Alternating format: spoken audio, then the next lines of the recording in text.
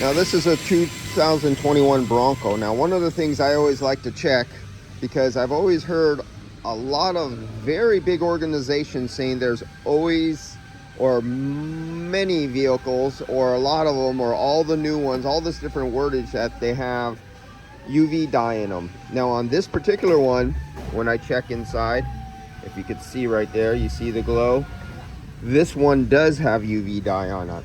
So apparently this is one of the newer vehicles, unless somebody added it, but I don't see it in the low side. Well, that's the vapor. When you depress it, no oil came out of this one, so it cannot leave no dye residue. But on this one, you give it a little depress.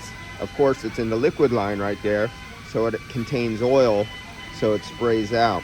Now, I do this on all new vehicles because I want to know about, does the system come with dye in it or not?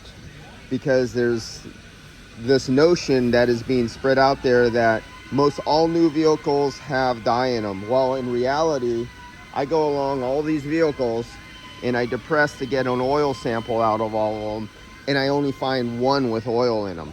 So the majority do not have UV dye on them, even though there is large organizations who are putting out training videos, and the instructors have been given this false information that the majority of vehicles out there that are new have UV dye in them.